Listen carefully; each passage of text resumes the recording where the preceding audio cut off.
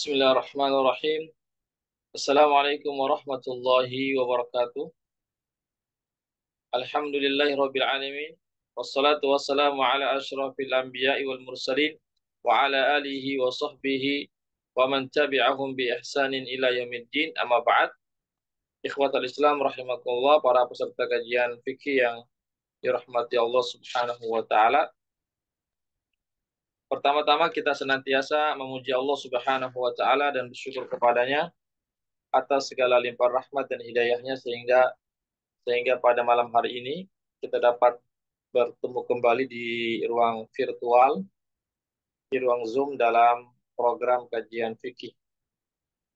Selawat dan salam senantiasa tercurahkan kepada junjungan kita Nabiullah Muhammad Sallallahu Alaihi Wasallam serta keluarga dan para sahabatnya, para pengikutnya yang tetap setia berpegang teguh kepada sunnah-sunnah beliau dan para sahabatnya hingga hari kiamat kelak. Amin ya rabbal alamin.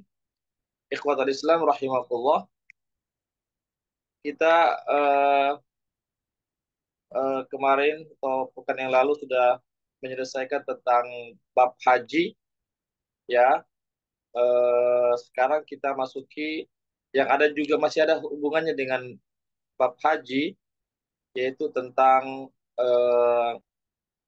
apa namanya, hewan kurban dan akikah.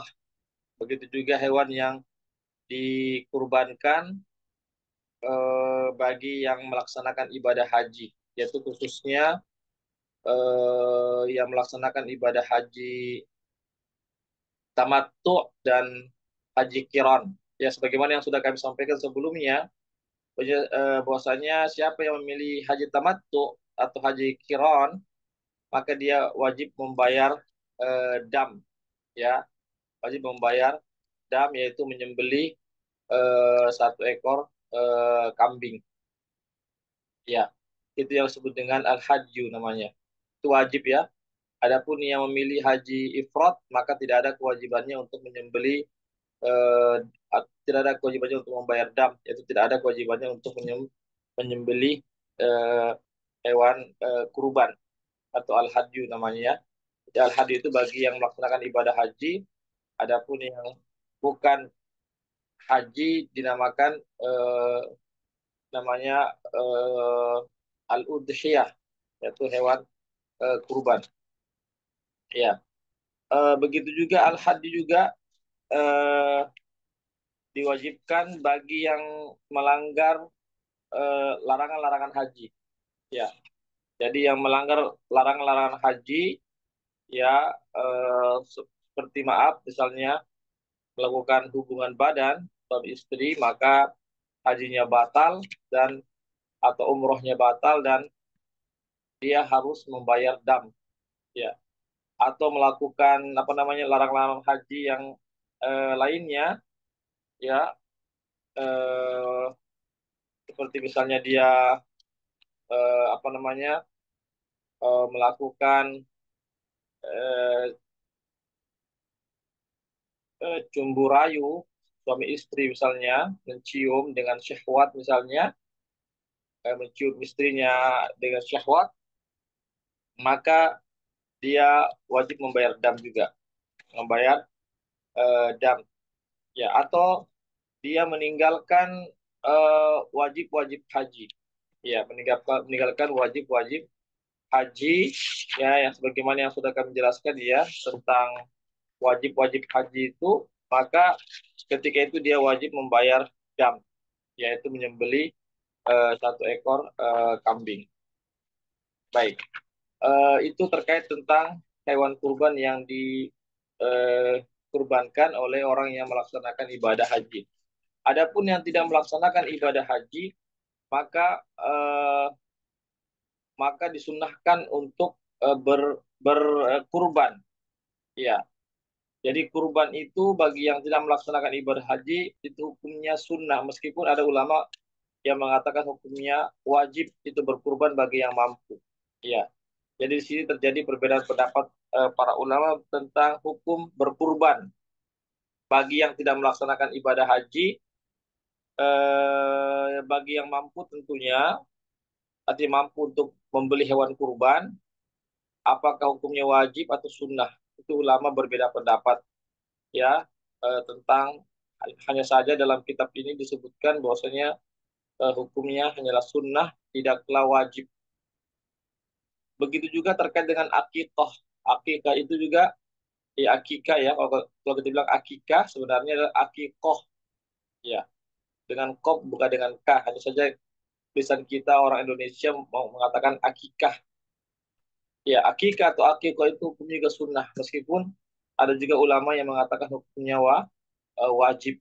Tetapi dalam kitab ini dikatakan bahwasanya akikah itu sama dengan berkurban, hukumnya hanyalah sunnah, tidak wajib.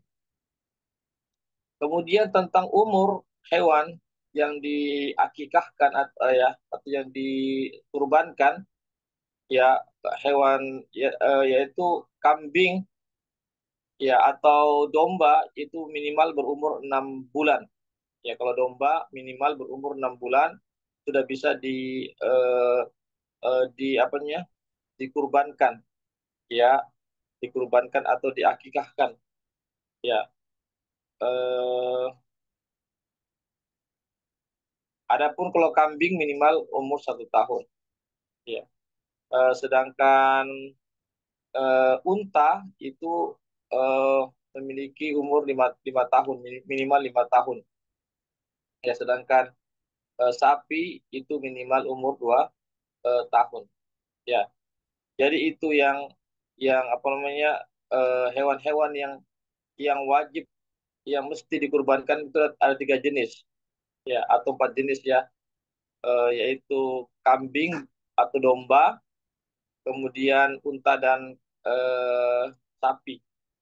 Ya, adapun kuda, rusa, ya ayam, itik, ya itu tidak diperbolehkan untuk dikurbankan. Jadi dikurbankan yang disebutkan dalam hadis itu hanya 3 saja atau 4, ya, yaitu domba atau kambing, ya, kemudian apa namanya sapi dan unta. Dan itu juga umurnya sebagaimana yang sudah tadi saya sebutkan. Kemudian hewan kurban yang tidak boleh dikurbankan atau hewan yang tidak boleh diakikahkan ada 4 jenis hewan. Yang pertama yaitu hewan yang picak sebelah, yang rusak sebelah matanya, yang tidak bisa melihat, maka itu tidak boleh dikurbankan atau tidak boleh diakikahkan. Ya, begitu juga hewan yang buta dua-duanya, ya maka lebih tidak diperbolehkan lagi jika dua-duanya buta. Ya meskipun cuma satu, apalagi 2 buta matanya, maka tidak diperbolehkan untuk diakikahkan atau dikurbankan. Begitu juga hewan kurban atau hewan akikah yang sakit, yang jelas-jelas sakit, yang jelas-jelas sakit, maka itu juga tidak diperbolehkan untuk diakikahkan atau dikurbankan.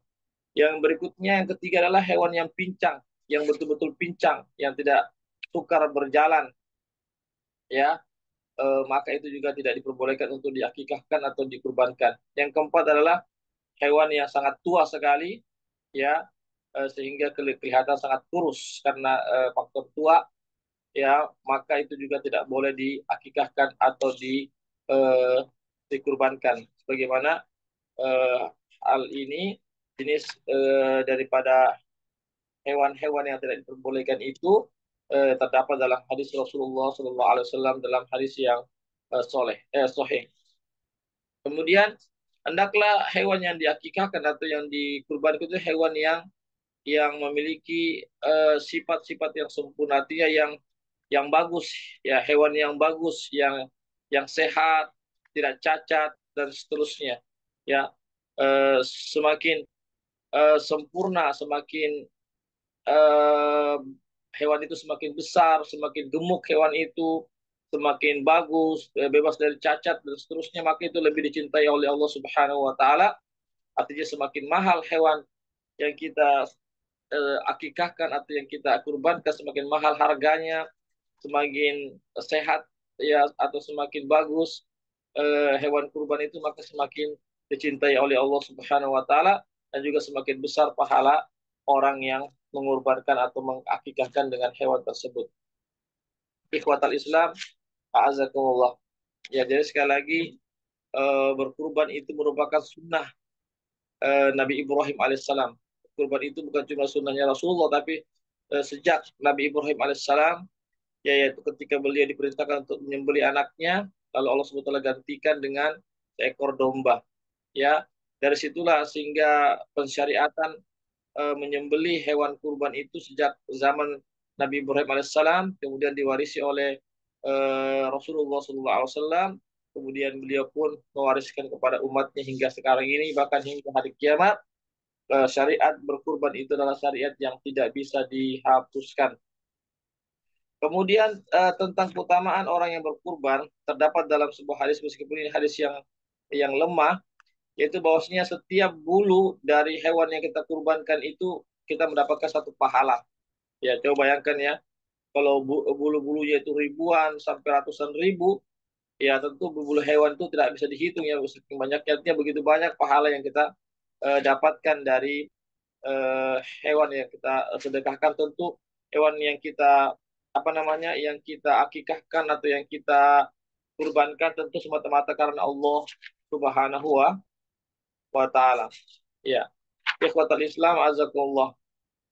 Ya, keutamaan daripada berkurban itu disebutkan dalam hadis Rasulullah sallallahu alaihi wasallam, ya, dalam hadis yang sahih, ya, eh, di sini disebutkan, ya, di sini maaf, di sini dikatakan hadisnya, ya, jadi terjadi perbedaan pendapat para ulama, ada yang mensahihkan ini hadis, ada juga yang mendhaifkan ini hadis. Ya, bunyinya inna dama yaqa minallahi bimakan qabla an yaqa fil ard. Sesungguhnya Allah Subhanahu wa taala telah menerima pahala atau memberikan pahala kepada orang yang berkurban sebelum menetes darah dari hewan yang dikurbankan itu. Sebelum tetesan darah itu jatuh ke tanah, maka Allah Subhanahu wa taala telah memberikan pahala yang begitu besar kepada orang yang berkurban. Oleh karena itu kata Nabi, "Fatayyibu biha nafsan", maka hendaklah engkau mengikhlaskan dirimu dalam berkurban. Artinya kita berkurban itu bukan karena terpaksa, bukan karena ikut-ikutan, tetapi semata-mata mentaati perintah Allah Subhanahu wa taala, menjalankan sunnah Rasulullah Shallallahu alaihi wasallam. Wa innaha lata'ti yaumil qiyamah. Sungguhnya hewan yang kita sembelih, yang kita kurbankan itu akan datang nanti pada hari kiamat, ya, dengan tanduk-tanduknya, bulu-bulunya dan kuku-kukunya.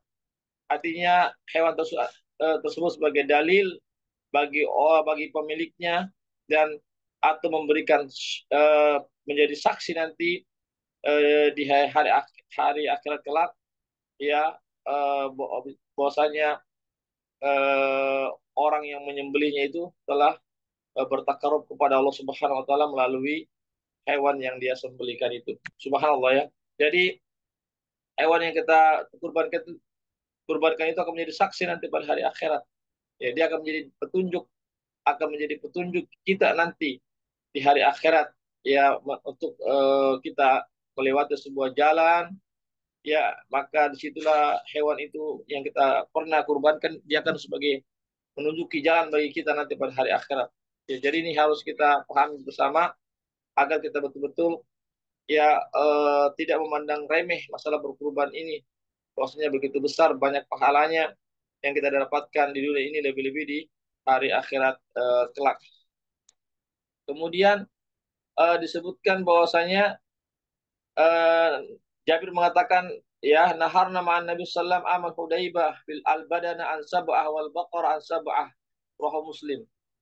Ya, Jabir mengatakan kami menyembelih, ya, bersama Nabi pada apa namanya, pada tahun Hudaybiyah, ya, yaitu seekor seekor unta dengan 7 orang, dan seekor sapi dengan 7 orang. Artinya bisa berserikat, satu unta bisa berserikat berfungsi 7 orang maksimal.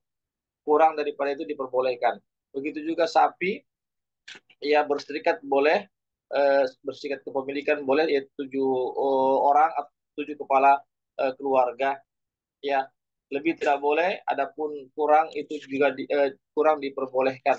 Ya, adapun kambing, ya kambing itu tidak boleh berserikat 7 orang. Kambing hanya 1 orang saja. 1 orang saja yang berkurban, tidak boleh lebih dari 1 orang itu kalau kambing ataupun domba demikian. Ikhwan Islam azakullah, ya. Kemudian apakah seseorang itu boleh berkurban atas untuk melihatkan pahalanya bagi orang yang apa namanya, orang yang meninggal dunia? Ya, itu terjadi perbedaan pendapat para ulama. Misalnya dalam kitab ini katakan diperbolehkan, ya, kita meniatkan bahwasanya ini hewan kurban ini adalah atas nama eh, keluarga kita yang meninggal dunia, bapak kita, ibu kita, atau siapa yang kerabat kita, ya.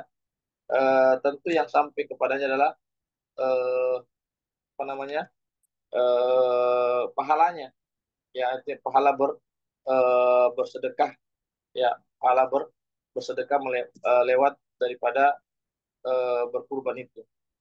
Jadi intinya boleh kita berkurban dengan meniatkan bahwasanya kurban itu adalah untuk atas nama daripada orang tua kita yang sudah meninggal dunia, itu diperbolehkan. Ya, dan insya Allah kalau atas nama orang tua kita berarti insya Allah hewan tersebut akan menjadi petunjuk bagi orang tua kita kelak pada hari akhirat, artinya yang akan menunjuki jalan pada hari akhirat bagi orang tua kita, seandainya atas nama orang tua kita yang sudah meninggal dunia. Atau hewan yang kita sembelih atas nama daripada orang tua kita, artinya kita niatkan untuk orang tua kita pahalanya, maka hewan itu akan menjadi saksi nanti pada hari akhirat, ya, kepada orang tua kita yang kita niatkan kita sembelihkan itu adalah atas nama orang tua kita, maka hewan itu akan menjadi saksi nanti pada hari akhirat bahwasanya orang tua kita telah bertakarub kepada Allah Subhanahu wa taala melalui perantara kita dengan menyembelih hewan kurban. Ikhwatal Islam azakumullah. Kemudian akikah. Ya, akikah itu disunnahkan, ya, meskipun ada ulama mengatakan hukumnya wajib. Akikah itu disunnahkan bagi bapak. Artinya bapak dianjurkan, seorang bapak dianjurkan sebagai kepala keluarga untuk mengakikahkan anaknya, bukan ibunya.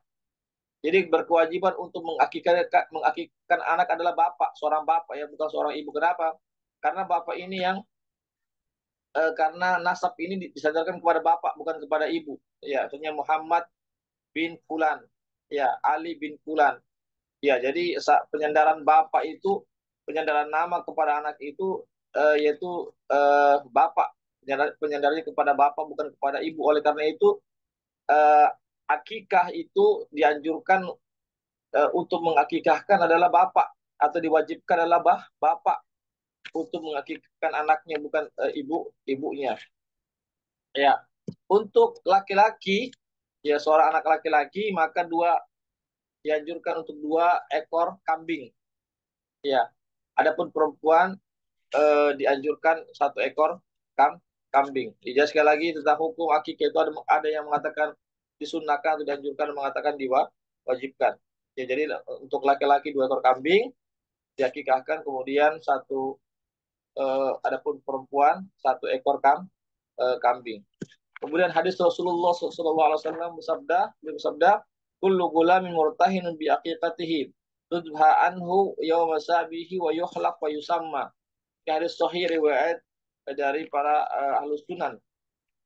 Setiap anak itu tergadaikan dengan akikahnya, ya, dan disembelihkan akikahnya itu pada hari ke-7, dan dicukur rambutnya dan diberi nama. Ya, jadi di sini menunjukkan, ada ulama mengatakan berdasarkan hadis ini menunjukkan bahwasanya akikah itu hukumnya wajib. Kenapa?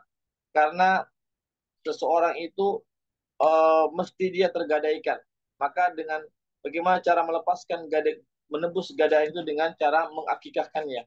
Ya, berarti menunjukkan bahwasanya uh, akikah itu hukumnya wajib. Ya, karena gadaian itu kan mesti ditebus. Kalau gadaian itu sudah ditebus, maka akan menjadi milik uh, orang, ya, yang ditempatkan untuk kita menitipkan barang gadaian itu. Ya, ikhwatul Islam, a'azakumullah. Ya, ini yang perlu kita perhatikan bersama. Ya sekali lagi hewan kambing ya yang diakikahkan itu harus juga itu tadi minimal umurnya 1 tahun. Yang kedua itu tadi seperti tidak ada cacatnya, tidak kurus, ya, tidak tua sekali, tidak pincang, tidak buta dan seterusnya, sebagaimana yang sudah kami sampaikan sebelumnya. Kemudian wayakul minal madzurat. Jadi hewan akikah, kemudian hewan kurban itu ya itu maka itu diperbolehkan untuk dimakan dagingnya oleh orang yang berkurban. Jadi orang yang berkurban, orang yang mengakikahkan anaknya boleh dimakan dagingnya, ya. Dan juga disedekahkan ya kepada orang fakir miskin dan dihadiahkan, diberikan hadiah kepada kerabat-kerabat yang bukan fakir miskin. Jadi kesimpulannya harusnya akikah atau apa namanya? eh akikah atau berkurban itu dibagi tiga, disunahkan dibagi tiga. Sepertiga itu dimakan oleh yang berkurban atau yang mengakikahkan. Yang kedua adalah sepertiganya itu adalah dihadiahkan kepada kerabat-kerabat yang meskipun tidak miskin. Yang ketiga adalah disedekahkan kepada fakir miskin. Ya, kemudian walayotol al-jazir ajratahu minha. Ya, adapun penjagal yang menyembeli, kemudian yang menguliti, ya eh, hewan tersebut, ya hewan akikah atau hewan daripada kurban itu tidak boleh diberikan upah dari hewan tersebut. Ya, dagingnya atau apa kulitnya tidak boleh dijadikan upah. Tapi kalau kita mau bersedekah itu diperbolehkan. Ya, atau jika ada, kalau seandainya itu yang penjagal itu orang miskin, boleh kita sedekahkan eh, kepadanya berupa hewan kurban itu atau hewan akikah, yaitu ikhwatul Islam azakullah, ya. Jadi boleh diberikan kepada penjagal itu berupa hadiah ataupun sedekah. Adapun upah dari hewan yang kita sembelih itu maka itu tidak diperbolehkan. Ya, barangkali ini yang bisa kami sampaikan. Ya, alhamdulillah berakhirlah pembahasan kita tentang masalah haji yang kita tutup tadi dengan pembahasan tentang masalah jamaah haji yang berkurban, baik wajib ataupun sunnah di tanah haram. Yang kedua adalah hukum berkurban bagi orang yang tidak berhaji. Dan yang ketiga adalah hukum berakikah atau mengakikahkan anak. Alhamdulillah sudah kami jelaskan. Sebelum kami tutup, kami buka sesi tanya jawab. Ya, silakan kalau ada yang mau bertanya.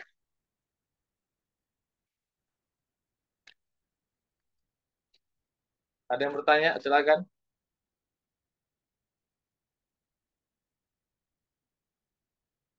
Ya, ada yang bertanya.